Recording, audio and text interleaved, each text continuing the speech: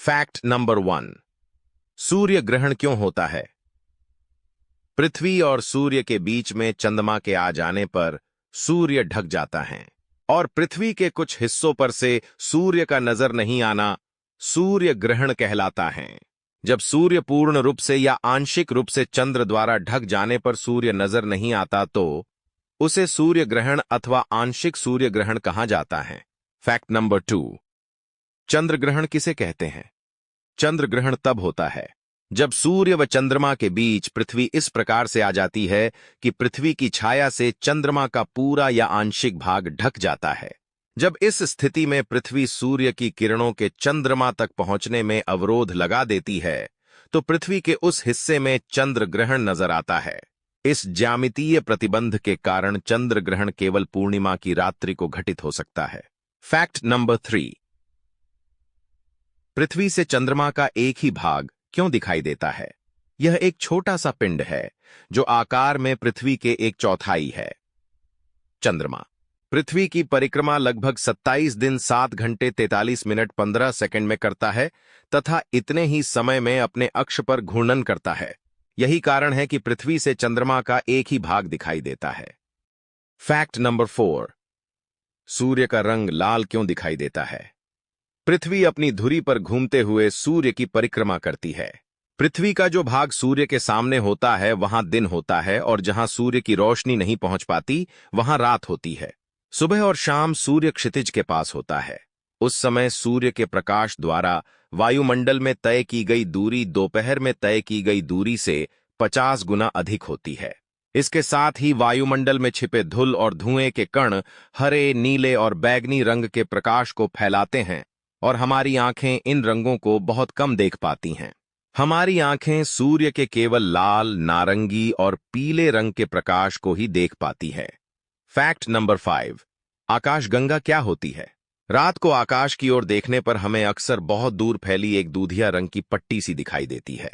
यह दूधिया पट्टी बड़े बड़े तारों के झुरमुटों से बनी होती है। इसी पट्टी को हम आकाशगंगा कहते हैं। बड़ी बड़ी दूरबीनों से देखने पर ज्ञात होता है कि आकाशगंगा में अनगिनत तारे, धूल और गैसों की धुंध होती है। ब्रह्मांड में ऐसी अनगिनत आकाशगंगाएं हैं। सांप की कुंडली जैसा आकार लिए आकाशगंगा में लगभग 1.5 अरब सितारे हैं। आकाशगंगाओं की लंबाई अन्य वस्तुओं की तरह मीटर अथवा किलोमीटर में नहीं नापी जाती हैं। इसे नापने के लिए प्रकाश वर्ष में नाप जाता है। प्रकाश एक वर्ष में जितनी दूरी तय करता है वह उसका प्रकाश वर्ष कहलाता है। Fact number 6। उल्कापात क्या है? आकाश में कभी कभी एक ओर से दूसरी ओर अत्यंत वेग से जाते हुए अथवा पृथ्वी पर गिरते हुए जो पिंड के दिखाई देते हैं उन्हें उल्का, मीटियोर और साधारण बोलचाल में टूटते हुए तारे अथवा लूका कहते हैं। उल्काओं का जो अंश वायुमंडल में जलने से बचकर पृथ्वी तक पहुंचता है उसे उल्का पिंड, मीटियोराइट कहते हैं। प्रायः प्रत्येक रात्रि को उल्काएं अनगिनत संख्या में देखी जा सकती हैं, किंतु इनमें से पृथ्वी पर गिरने वाले पिंडों की संख्या अत्यंत अल्प होती है। वैज्ञानिक दृष्टि से इनका महत्व बहुत अधिक है क्योंकि एक तो ये अति दुर्लभ होते हैं, दूसरे आकाश में विचरते हुए विभिन्न ग्रहों इत्यादि के संगठन और संरचना स्ट्रक्चर के ज्ञान के प्रत्यक्ष स्रोत केवल ये ही पिंड हैं। इनके अध्ययन से हमें यह भी बोध होता है कि भूमंडलीय वातावरण में आकाश से आए हुए पदार्थ पर क्या क्या प्रतिक्रियाएं होती हैं। इस प्रकार ये पिंड ब्रह्मांड विद्या और भूविज्ञान के बीच संपर्क स्थापित करते हैं। Fact number 7। ब्रह्मांड मतलब क्या? ब्रह्मांड अर्थात सब कुछ। मैं असाप हमारी पृथ्वी, सूर्य, सभी तारे, आकाशगंगाएं, उनके मध्य का रिक्त स्थान, यह सभी ब्रह्मांड में आता है। Fact number 8। ब्लैक होल क्या है? सामान्य सापेक्षता जनरल रिलेटिविटी में एक ब्लैक होल ऐसी खगोलीय वस्तु होती है जिसका गुरुत्वाकर्षण क्षेत्र इतना शक्तिशाली होता है कि प्रकाश सहित कुछ भी इसके खिंचाव से बच नहीं सकता है। ब्लैक होल में एक तरफी सतह होती है जिसे घटना क्षितिज कहा जाता है, जिसमें वस्तुएं गिर तो सकती हैं परंतु बाहर कुछ भी नहीं आ सकता। इसे ब्लैक, काला इसलिए कहा जाता है क्योंकि यह अपने ऊपर पड़ने वाले सारे प्रकाश को अवशोषित कर लेता है और कुछ भी रिफ्लेक्ट प्रतिबिंबित नहीं करता।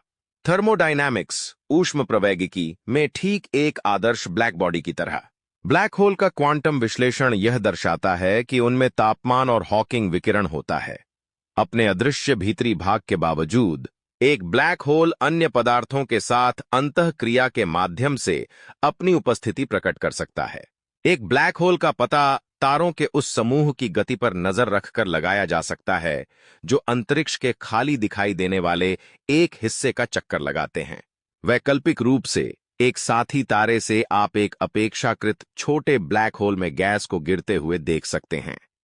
यह गैस सर्पिल आकार में अंदर की तरफ आती है, बहुत उच्च तापमान तक गर्म होकर बड़ी मात्रा में विकिरण छोड़ती है, जिसका पता पृथ्वी पर स्थित या पृथ्वी की कक्षा में घूमती दूरबीनों से लगाया जा सकता है।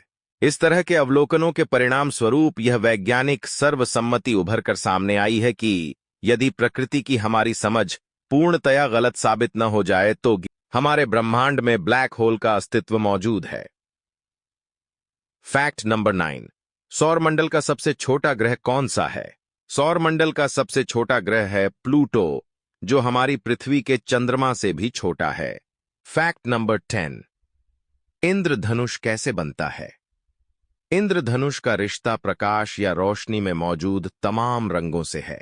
रोशनी में कई रंगों की बात सैकड़ों साल पहले वैज्ञानिकों ने समझ ली थी, पर सर आइजक न्यूटन ने अपनी किताब ऑप्टिक्स में प्रिज्म के मार्फत प्रकाश के एक रंगों के अलग होने या वापस सफेद रंग में परिणित होने का वैज्ञानिक सिद्धांत बनाया। उन्होंने इसका नाम दिया स्पेक्ट्रम, जिसे हम हिंदी में वर्णक्रम कहते हैं। इंद्रधनुष प्राकृतिक रूप से नजर आने वाला स्पेक्ट्रम है।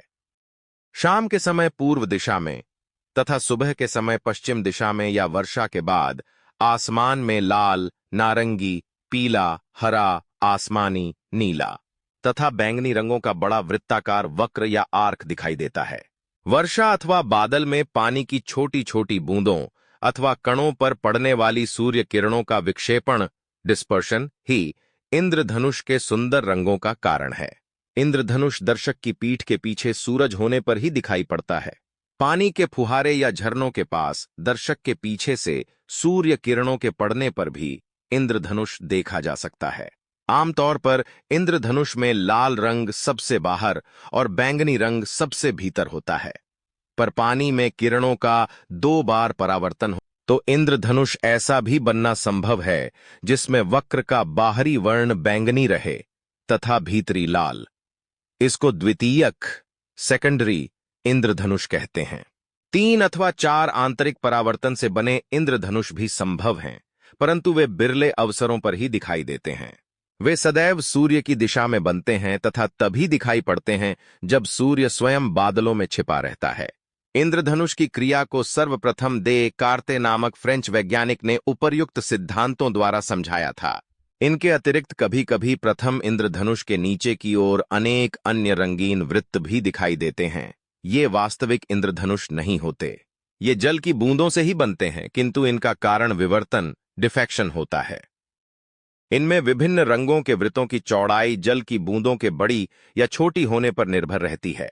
अगर आपको ये जानकारी पसंद आई तो लाइक करें, शेयर करें और चैनल को सब्सक्राइब करना न भूलें।